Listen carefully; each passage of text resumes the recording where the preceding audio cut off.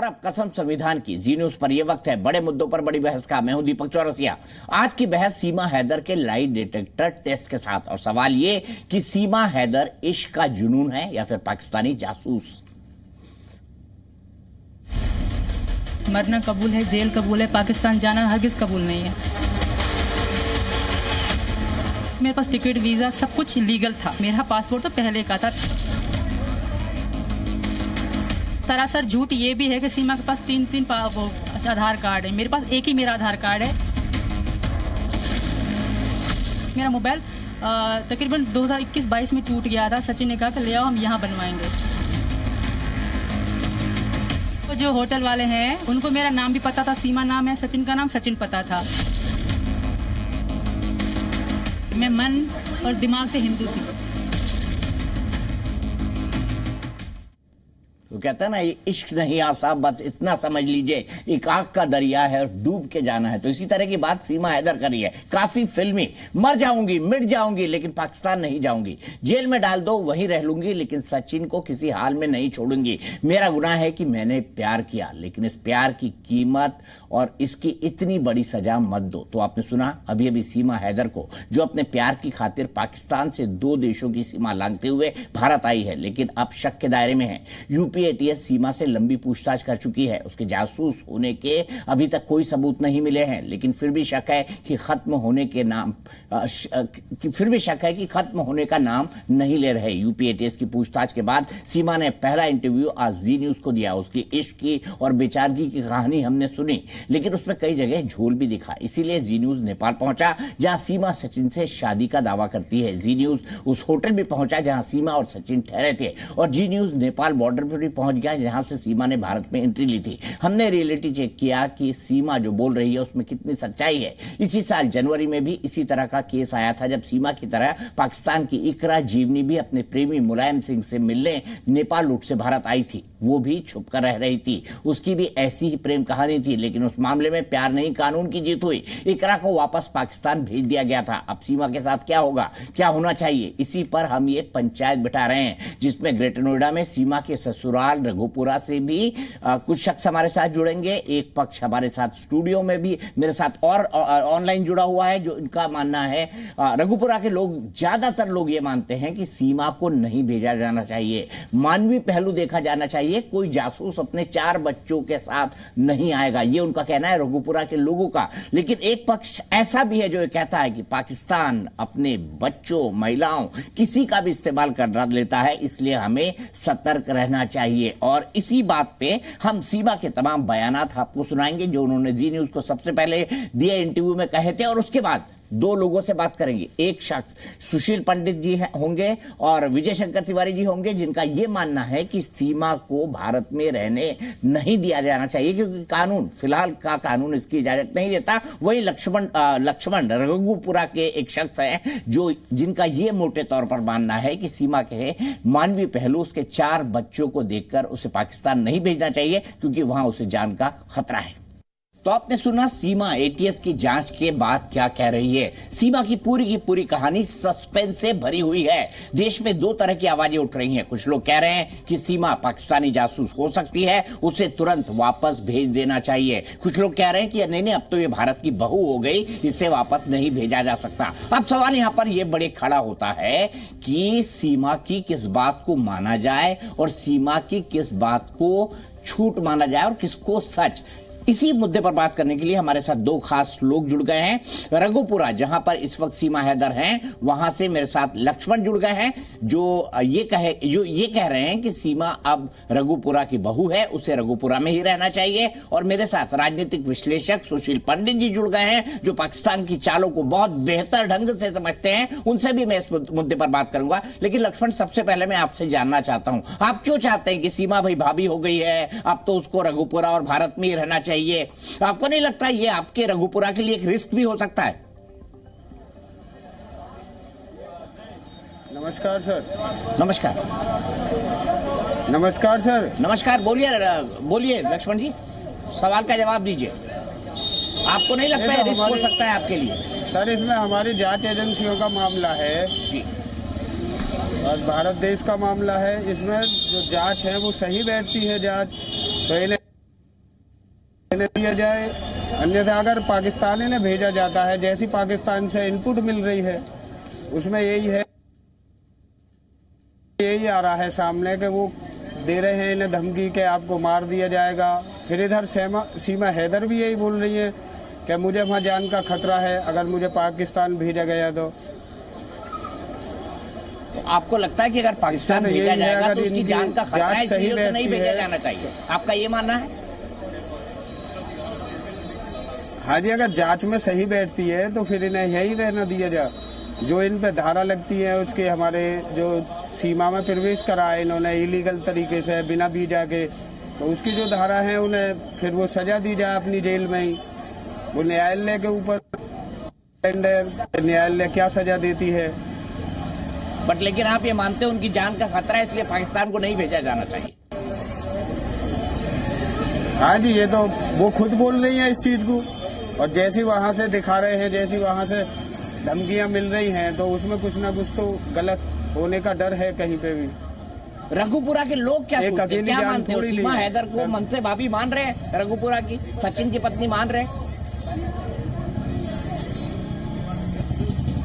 तो कुछ लोग ये मान रहे हैं कि हाँ सीमा हैदर को भाभी बोल रहे हैं, कुछ अलग बोल रहे हैं। इसमें यही है कि सबसे पहले तो हमारे देश है, ये कोई वैसे नहीं है, देश है, इसमें सभी जांच हवाई जो ATS कंपनी जांच कर रही है एजेंसी, तो वो जांच सही हो में उसके बाद में ये है कहाँ तक ये सही है। तो अगर सही है तो इन्हें फिर इंडिया ही रहने दिया जाए। ठीक है, सही है तो इंडिया रहने दिया जाए, लेकिन फैसला जांच एजेंसियां करें। रघुपुरा के लोग ये कह रहे हैं। लक्ष्मण जी, सुशील पंडित जी, आपको क्या लगता है? क्योंकि कहानी आपने भी सुनी है, कई ट्विस्ट हैं, कई चीजें हैं, कई बातें हैं, आपका क्या मानना है इस पर? सुशील पंडित जी। नमस्कार दीपक जी, आपके दर्शकों को भी नमस्कार। मुझे लगता है कि इसमें अभी गहरी जांच की बहुत गुंजाइश है। अब जैसे हमारे चैनल्स पर भी पत्रकारों ने भी इसका एक आयाम, इसका पति गुलाम हैदर, उस पर कोई ध्यान नहीं दिया है। उसके वीडियोस कहते हैं कि उसके जो अपने 2 बच्चे हैं सीमा से, वो उसके पेरेंट्स के पास, उसके घर वालों के पास हैं। सीमा कहती है कि वो 4 बच्चों को लेकर के आ गई है यहाँ, जिसमें 2 गुलाम हैदर के पिछली पत्नी के बच्चे इसके साथ हैं और इसके अपने 2 बच्चे हैं। तो ये कहीं फिट नहीं बैठता है। इन बातों की पुष्टि के लिए गुलाम हैदर का DNA मंगवाया जाए, देखा जाए कि कौन सच बोल रहा है, कौन झूठ बोल रहा है, और इसकी बहुत गहन जांच होनी आवश्यक है। और गहन जांच के बाद भी जो उल्लंघन के मामले बनते हैं नियम कानून के, वो भी लगे। भारत की सुरक्षा सर्वोपरि हो। मैं इस बात से इंकार नहीं करता कि अगर सीमा जो कह रही है वो सच है तो पाकिस्तान लौटने पर उसकी जान को खतरा हो सकता है, और वो भी कहीं ना कहीं उस पर विचार होना चाहिए। लेकिन इस पर भारत की सुरक्षा और भारत के कानून और उसकी व्यवस्था, इसके साथ समझौता नहीं हो सकता।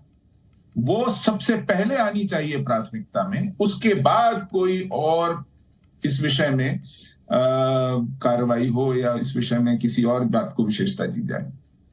मैं समझ रहा हूं आपकी बात। आपको क्या लगता है कौन कौन से केसेस टेक्निकली सीमा पर बनते हैं? देखिए, सबसे पहले तो पासपोर्ट अधिनियम का उल्लंघन है कि आप बिना वीजा के, बिना किसी सही यात्रा पत्र के, पासपोर्ट के आप भारत में प्रवेश किए हैं। और दूसरी बात, इस प्रवेश को छुपाए रखे हैं आप।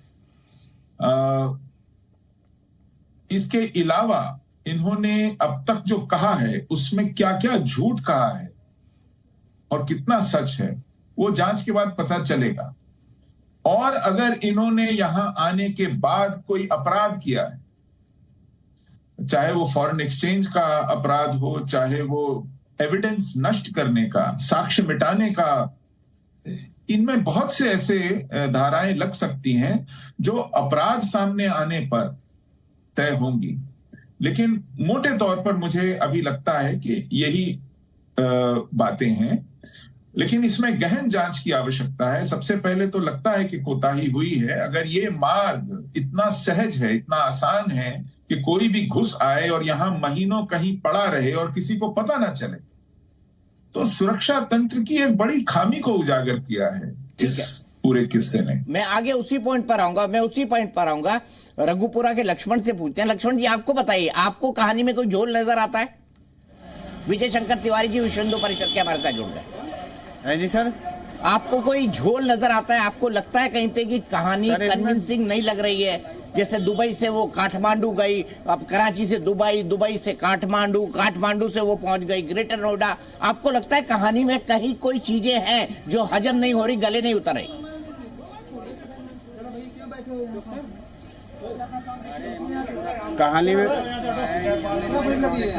कहानी में सर ऐसा है, ये कहानी देखो, इसका मानना ये है कि ये कहते हैं कि रॉ वाले जो हैं, जो जासूस होते हैं, वो 5-5 साल 6-6 साल अपना कोई भेद नहीं उगलते हैं।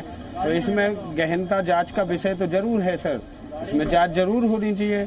जो भी है हमारी भारत देश की जो भी जांच होती है वो जांच जरूर कराए। इसमें जांच वाला विषय तो सर्वोपरि है, प्रथम होनी चाहिए जांच। तो इसमें ये दिक्कत तो है ही सर के इन्होंने जो आने का काम करा है वो ये बेशक से अपनी मोहब्बत में आई हो, मगर ये आई तो गलत ही तरीके से है ना सर, ये तरीका तो इनका गलत है।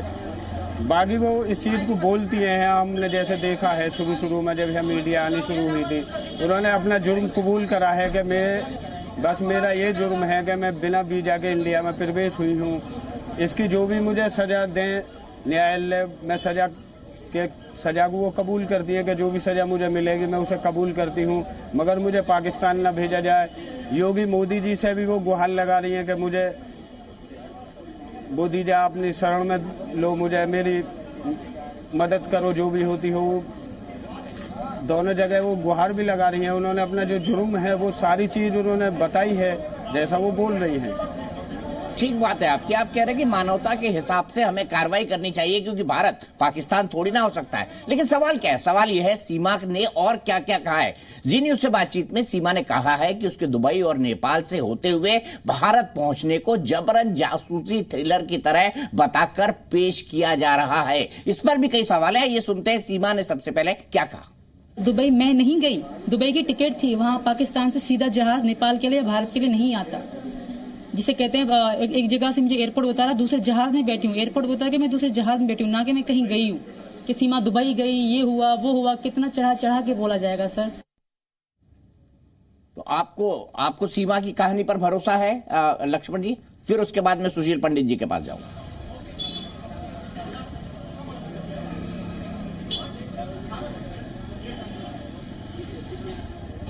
हेलो, मुझे बोलना है सर? जी जी, आपसे ही पूछा मैंने। हेलो जी, आपसे ही पूछा लक्ष्मण जी।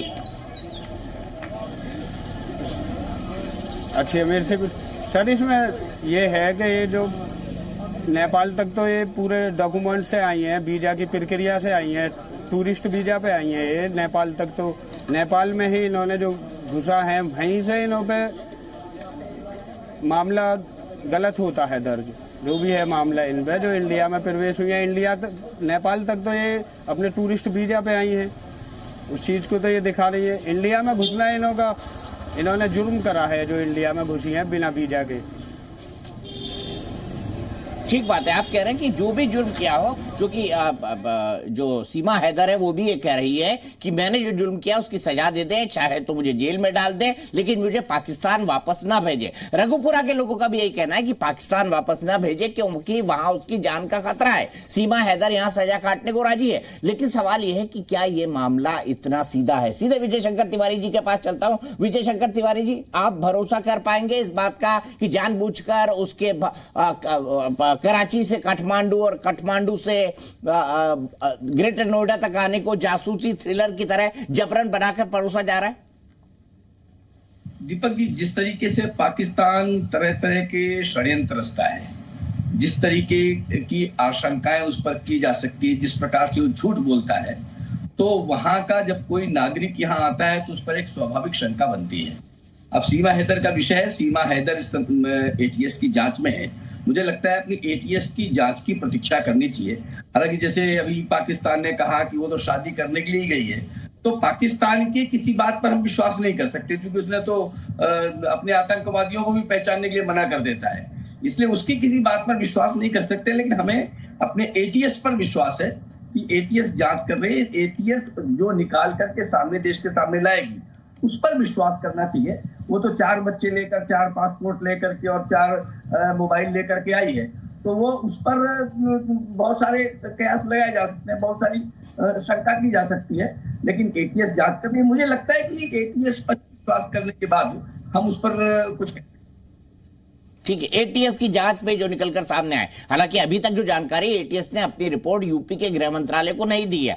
आईबी भी इस पूरे के पूरे केस को ट्रैक कर रही है। अब कहानी क्या है, कहानी पूरी शुरुआत से बताते हैं, कैसे वो पहुंची कराची से काठमांडू, ये हमने आपको बता दिया। उसने कहा कि मेरी इस कहानी को जासूसी थ्रिलर की तरह पेश किया गया, मैं दुबई में उतरी नहीं। पाकिस्तान में लोग भी अलग अलग कह रहे हैं, कोई कह रहा है कि सीमा मिर्ची क्लब की डांसर है, हालांकि सीमा इस बात से इनकार करती है। पाकिस्तान के कई यूट्यूब चैनल भी कयास लगा रहे हैं। लेकिन आगे की कहानी क्या है, आगे की कहानी यह है कि सीमा के काठमांडू पहुंचने के बाद सचिन उसे वहां मिला और उनका दावा है कि पशुपतिनाथ मंदिर में दोनों ने शादी की, ऐसा सीमा का कहना है। यही उसने एटीएस को भी बताया है और यही आज जब हमने उससे बातचीत की तब उसने कहा है। सुनिए क्या कहा। सब मिल जाएंगे, मेरे टिकटॉक आईडी में थे, सब मिल जाएंगे, आप इस बात की चिंता ना करें। और शादी हमारे नेपाल में ही हुई थी। और रही बात जो सबूतों की बात है, कुछ ज्यादा नहीं है, कुछ न कुछ है, वो मिल जाएंगे, इस बात की आप चिंता मत करें।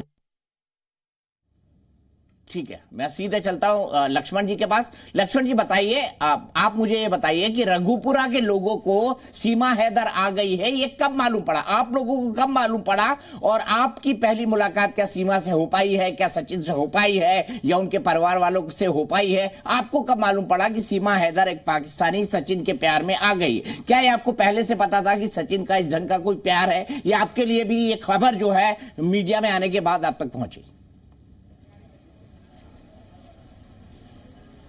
ये सर, हमें जिस दिन आए सचिन के पापा पुलिस ने उठाए थे, ये शायद 30 तारीख थी, 30 जून।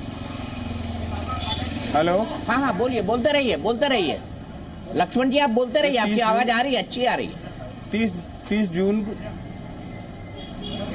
30 जून को ये मामला हुआ था, जब पुलिस इनके सचिन के पापा को उठा के ले गई थी। जब हमें मालूम पड़ा है, उससे पहले हमें कोई मालूम नहीं था।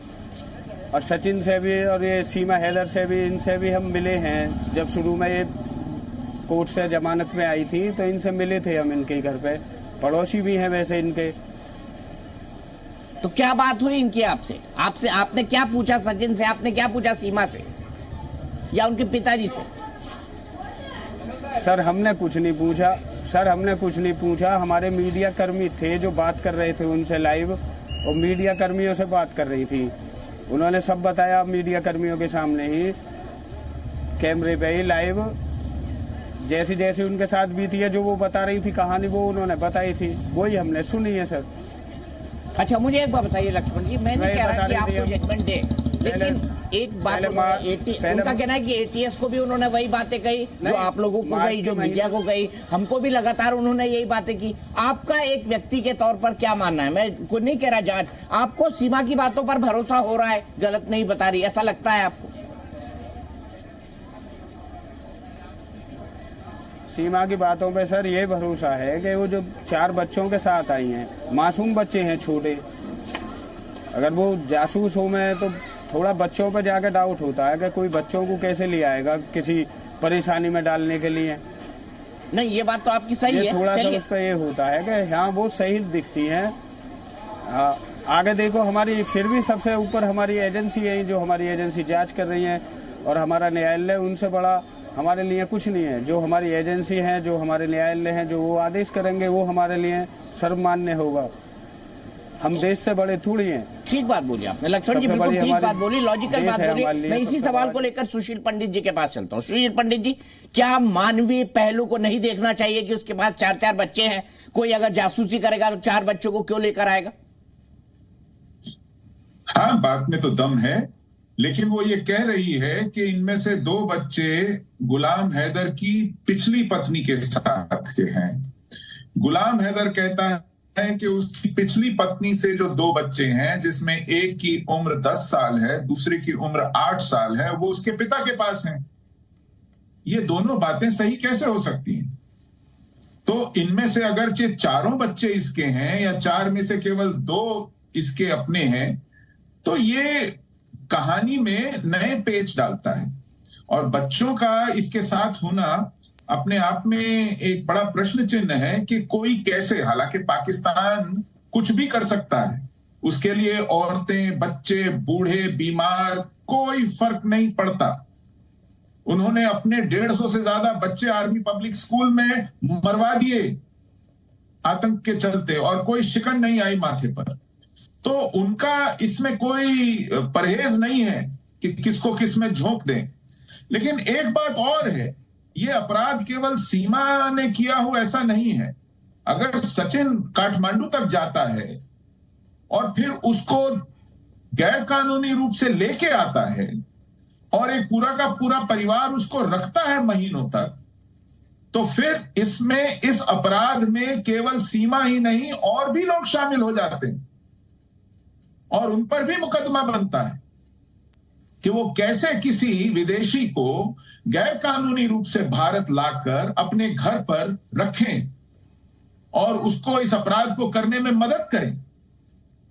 तो ये एक पूरी गहन जांच का विषय है और उस जांच से पहले ठीक है हम लोग अटकलें लगा सकते हैं, लेकिन निर्णय जो है वो बहुत गंभीरता से लेना पड़ेगा और सारे पहलुओं को ठीक से समझ के लेना पड़ेगा। तो आप चाहते हैं, जो लोग कह रहे हैं कि मानवीय पहलू को समझा जाए कि भाई अगर वो पाकिस्तान वापस भेजी गई तो मार दी जाएगी? हाँ, यदि भारत की सुरक्षा, भारत के अन्य जो हित हैं उन पर कोई प्रभाव नहीं पड़ता हो, क्योंकि राष्ट्रीय हित, राष्ट्रीय सुरक्षा सर्वोपरि, उसके बाद ये मानवीय पहलू देखे जाएं कि उसे पाकिस्तान भेजा जाए, किसी और निरापद जगह भेजा जाए, भारत में ही रखकर उसको सजा दी जाए, कितनी देर तक उस पर सर्वेलेंस की जाए, ये सब निर्णय सरकार और व्यवस्था अपने पुराने जो रवैये हैं, पुरानी जो परंपरा है, धारणा है, पहले ऐसे किस्सों के साथ क्या किया गया, कहां तक हम इसमें ढील दे सकते हैं, किन बात की अनदेखी कर सकते हैं, मैं इस विषय का विशेषज्ञ नहीं हूं। लेकिन जो मोटी बात समझता हूं वो ये है कि भारतीय हित, भारतीय सुरक्षा सर्वोपरि हो, उसके बाद हमारा कानून और हमारी व्यवस्था, उसका कोई आंच नहीं आए उसकी प्रामाणिकता पर, और फिर ये सब मानवीय पहलू भी देखे जाएं। मैं एक बात और बताना चाहूंगा, भारत में अभी तक कोई रेफ्यूजी सिस्टम नहीं है। हमने किसी ट्रीटी पर, यूनाइटेड नेशंस के रेफ्यूजीज की ट्रीटी के ऊपर साइन नहीं किया है, हमारे ऊपर कोई ऑब्लिगेशन नहीं है। ये हम किसी कानून के तहत बाध्य नहीं है कि कोई ऐसे मदद लेने या शरण लेने आए और हम उसे रखें ही।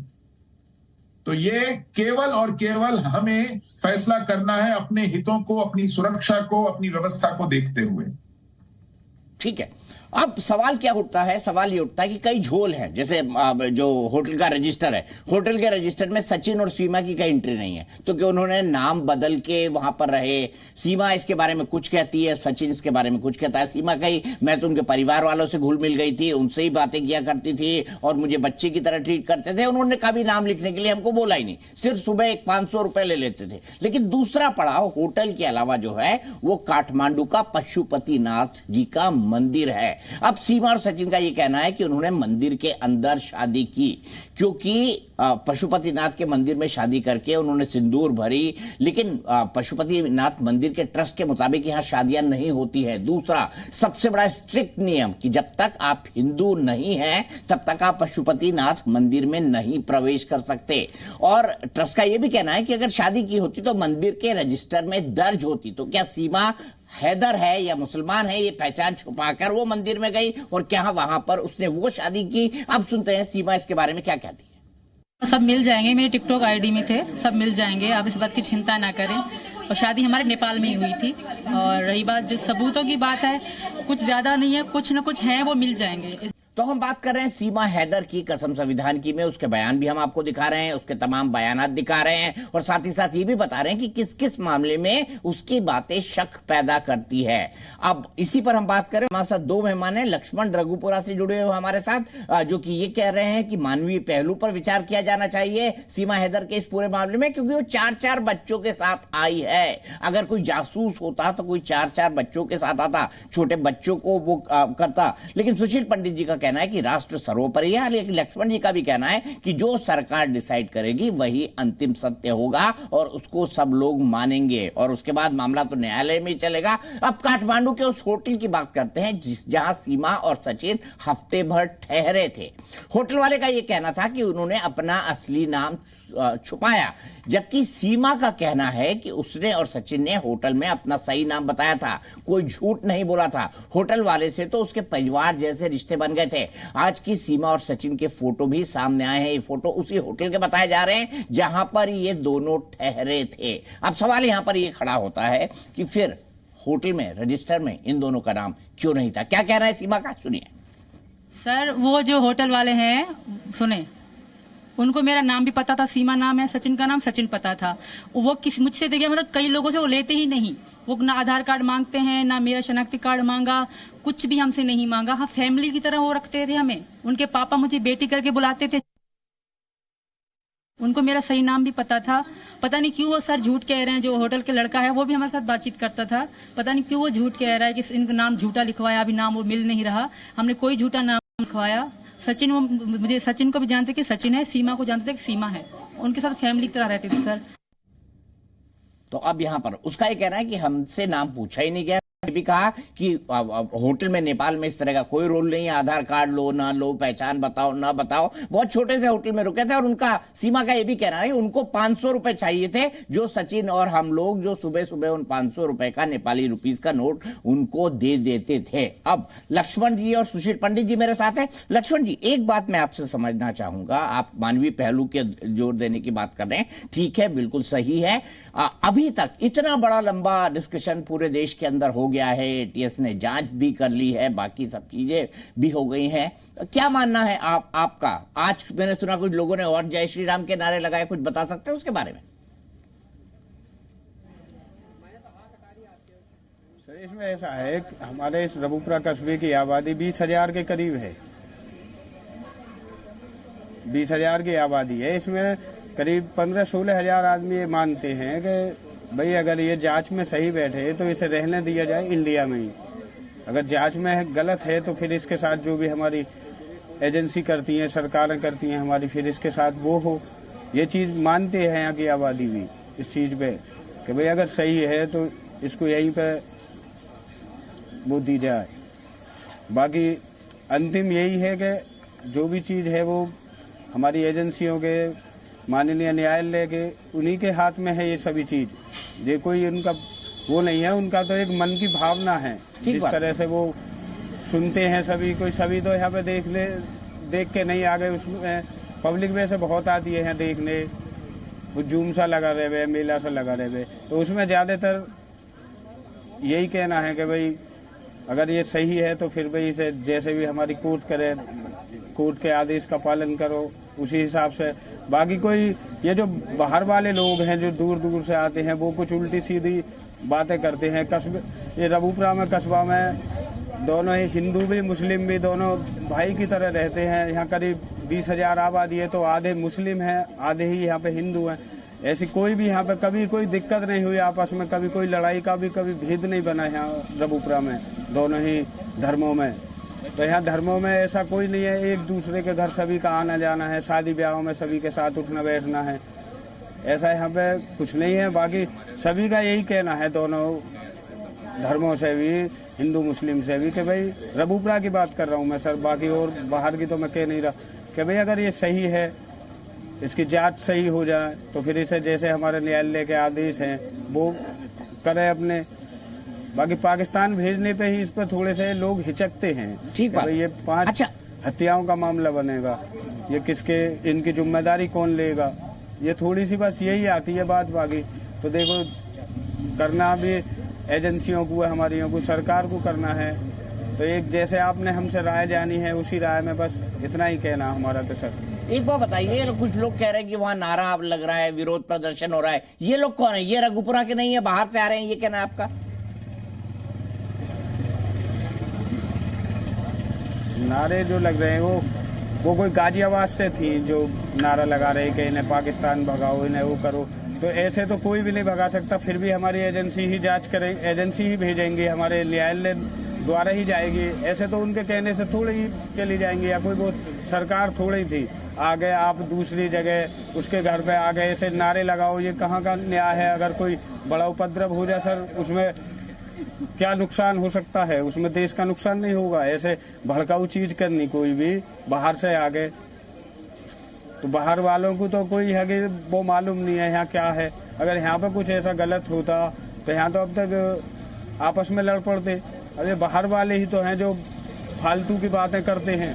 यहाँ आपने रघुपुरा के किसी आदमी से आपके देखो करीब 10-11 दिन से आपके मीडिया कर्मी आ रहे हैं, हमारे भाई मीडिया वाले, ये भी कहीं ना कहीं हमारे देश का चौथा स्तंभ है मीडिया भी। तो इन्होंने ऐसी कोई चीज़ सुनी? अब यूट्यूब वाले आते हैं, यूट्यूब पे वो नई नई चीज़ें करवाते हैं प्रयोग, कुछ ना कुछ भड़काऊ चीज़ करवाते हैं। अब कोई बाहर का बंदा जा रहा है उसे पकड़ लेते हैं, तो ये चीज़ कहीं ना कहीं भड़काऊ की तरफ भी मोड़ते हैं वो तो। मगर यहाँ की जो है वो यही है, यहाँ अब तक ये कोई भी वो चीज़ ना हुई है, तो वो यहाँ का भाईचारे की वजह है।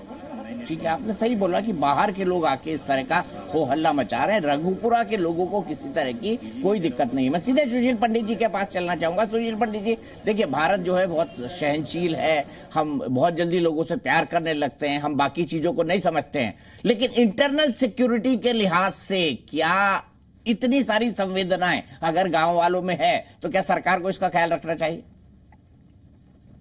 दीपक जी, मैं आपको एक उदाहरण देता हूं। 5 अगस्त 2018 को राजस्थान की जो जोधपुर हाई कोर्ट है, उसमें राजस्थान की सरकार ने, व्यवस्था ने और उनकी सीआईडी ने एक डेटा, एक सच प्रस्तुत किया कि हमने 968 हिंदू शरणार्थी जो पाकिस्तान से आए थे उन्हें वापस पाकिस्तान भेजा है पिछले 2 वर्षों में। ये लोग पासपोर्ट के साथ वीजा लेकर के आए थे। वीजा की अवधि समाप्त होने के बाद इन्होंने आवेदन किया था कि हमें रहने दिया जाए, हम शरणार्थी हैं, वहां पर पीड़ित होते हैं हिंदू होने के कारण।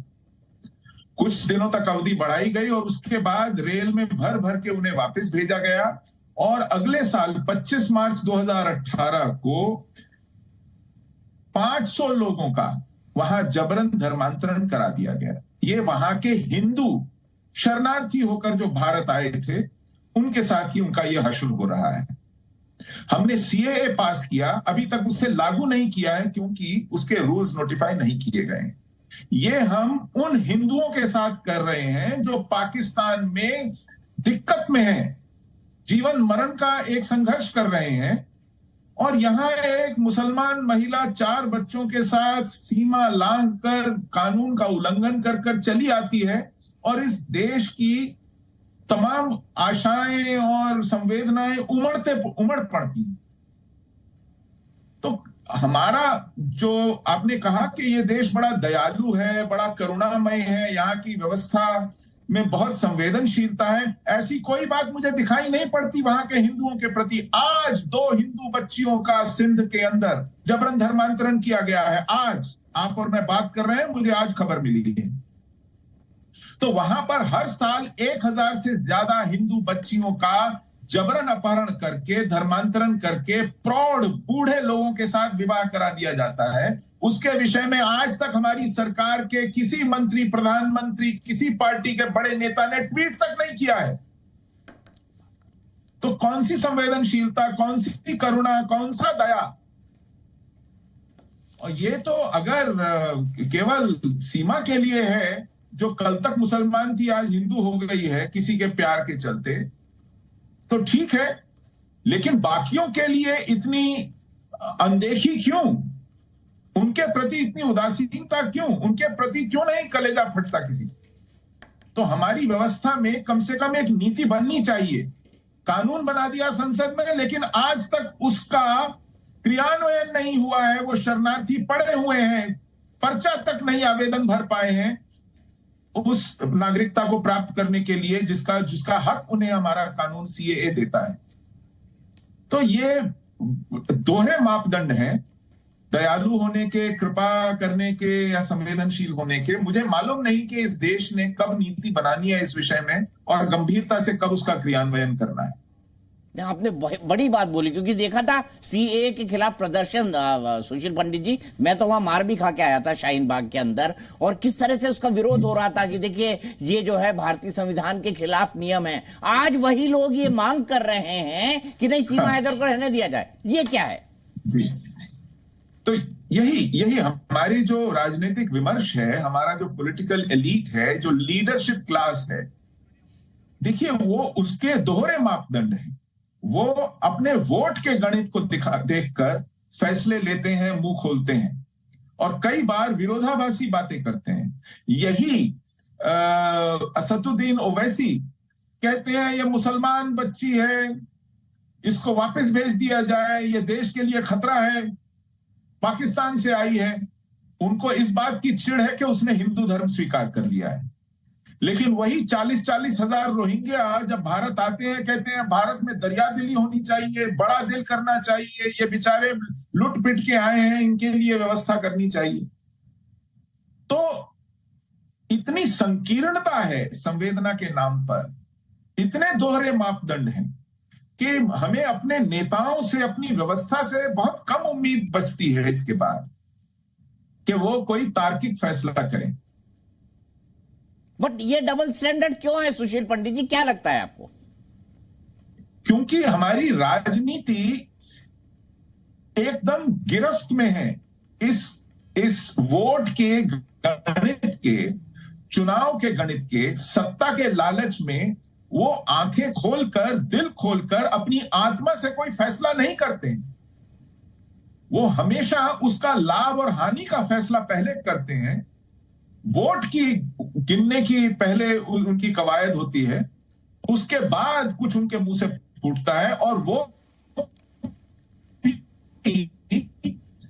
अगर विरोधाभासी हो, कुछ बोला हो, कुछ बोल दें। ठीक है, अब आते हैं सीमा की कहानी के अगले पार्ट पे। सीमा की कहानी का तीसरा पार्ट शुरू होता है उसकी भारत में एंट्री के साथ। सीमा का कहना है कि नेपाल बॉर्डर से भारत में एंटर करते वक्त उसने कोई झूठ नहीं बोला। नाम सीमा ही बताया था, सचिन की पत्नी ये भी बताया था, और पता ग्रेटर नोएडा का। तो यहां पर भी सीमा टेक्निकली गलत नहीं है, लेकिन कानून का उल्लंघन तो उसने किया है। क्या कहना है सीमा का, आइए देख लेते हैं। नहीं, मैंने पाकिस्तानी बताई नहीं थी, मुझसे वाकई पूछा गया था। तो मैं सचिन की पत्नी थी, मैंने अपने पति का ही नाम लिया कि मेरे पति हैं, मैं उनके पास जा रही हूँ। और अब मुझे नहीं लगता कि ये गलत होगा, क्योंकि मेरे पति है नहीं। शनाख्त मैंने अपना नाम तो मेरा सीमा ही है। कानून तो कहता है कि इस तरह देश में किसी के अवैध एंट्री पर जो तो उसकी जगह जेल है या फिर उसका वापस उसका देश। इस साल फरवरी में पाकिस्तान की इकरा जीवनी की भी यही प्रेम कहानी थी, लेकिन उसे डिपोर्ट कर दिया गया था। यहां सीमा भी कह रही है कि वो वापस पाकिस्तान नहीं जाएगी, वहां उसकी जान को खतरा है, इसलिए चाहो तो उसे जेल में रख दो, लेकिन सचिन के साथ ही रहने दो, भारत में ही रहने दो। क्या कहा है सीमा ने, आइए सुन लेते हैं। मरना कबूल है, जेल कबूल है, पाकिस्तान जाना हरगिज कबूल नहीं है। और रही बात मेरे बच्चों की, तो बहुत दुखी रहे बेचारे बच्चे, क्योंकि मैं इनसे दूर थी। मैं 2-2 दिन अपने बच्चों को ना देख पाई। आगे फ्यूचर हमारा यही है, यहाँ जेल हो या बस नागरिकता मिल जाए। नागरिकता मिल जाए। अब देखो सीए को लेकर जो बवाल हुआ था, सीए में तो यह था कि वहां के जो प्रताड़ित हिंदू हैं उनको यहां पर आसानी से नागरिकता दे दी जाए, और ऐसे कई सारे हिंदू रह रहे हैं।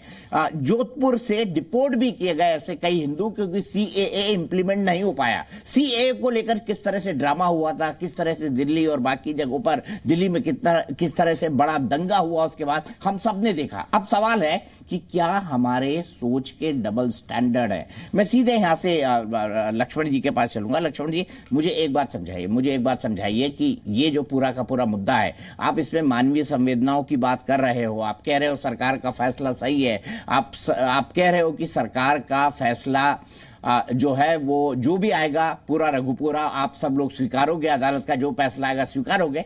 स्वीकारना हमारी सभ्यता और परंपरा है। लेकिन दिल में सीमा हैदर या सीमा सचिन के लिए जज्बात क्यों है? क्यों? इसलिए क्योंकि आप हिंदुस्तानी और आपका मन जो है बड़ा पवित्र है। आपको लगता है कि दूसरा तकलीफ ना पाए, बच्चे तकलीफ ना पाए, ऐसा ही हम सोचते हैं। मैं कई बार पाकिस्तान गया हूं, वहां पे ऐसा नहीं सोचा जाता।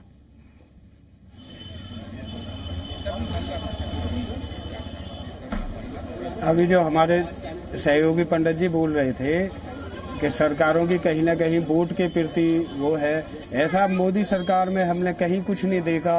हमारी जो मोदी सरकार है वो कड़े फैसले लेती है और पूरे बहुमत की सरकार है, इसमें कोई भी कहीं दिक्कत नहीं आती है। अब ये भी हम तो इस सरकार पे ही छोड़ेंगे जो ये राजस्थान में जो हमारे पाकिस्तान से जो हिंदू आए थे उनको यहाँ पे रहने नहीं दिया गया, शरणार्थी बन के उन्हें वापस भेजा है। ये पता नहीं कितने भेजे हैं। आज भी लोग बताते हैं कि आज भी राजस्थान में अभी हैं जो पाकिस्तान से आए थे हिंदू, वो आज भी पड़े हैं राजस्थान में, तो उनको कोई नागरिकता नहीं मिली है। कैसे उनकी डेट बढ़ी है इस बारे में भी हमें असल में पूरी जानकारी नहीं है।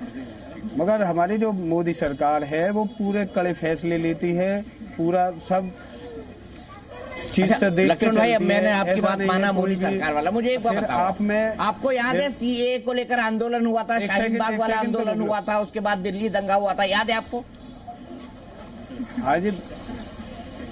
हाँ जी याद है। याद है ना? तो वो कानून यही तो तो यही है, था ना कि कहीं भारत फिर से भारत में और पाकिस्तान से में जितने फर्क हिंदू क्या आ रहे हैं रह उनको जाएगा? नागरिकता दे दो। लेकिन भारत के मुसलमानों ने इसका विरोध किया कि ये मुसलमानों के विरुद्ध है। अब कह रहे हैं सीमा हैदर को नागरिकता दे दो।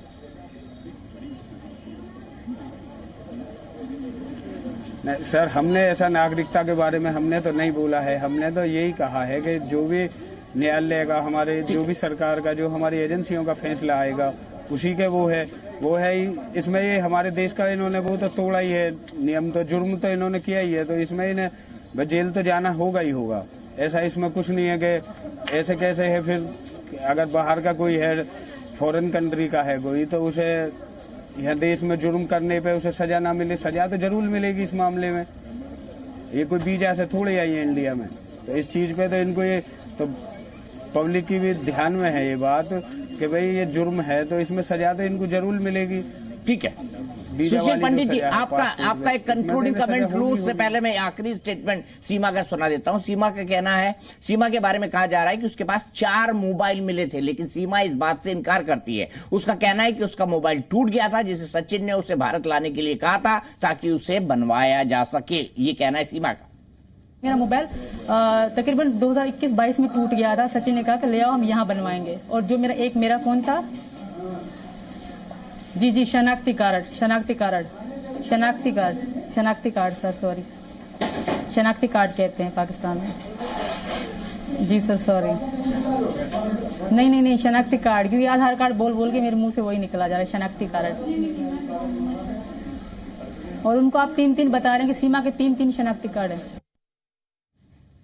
ठीक है, तो सीधे सुशील पंडित जी से के पास चलते हैं। सुशील पंडित जी, इस सागा का, ये जो सागा शुरू हुआ है, मैंने आज किसी एक दोस्त को मजाक में कहा कि पाकिस्तान के न्यूक्लियर बम ने भारत को इतना नहीं नचाया जितना सीमा हैदर ने 140 करोड़ हिंदुस्तानियों को नचा दिया है। भारत देश ही ऐसा है, यहाँ हर चीज को लोग एंजॉय करते हैं। एक क्लोजिंग कमेंट इसका।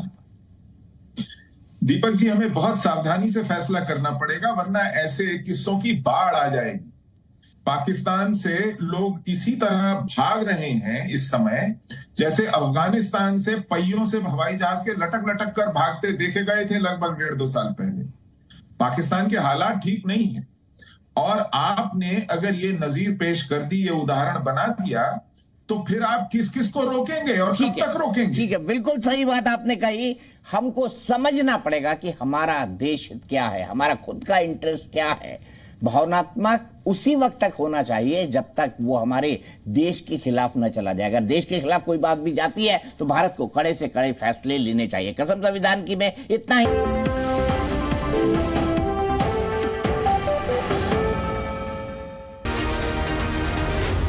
Zee News.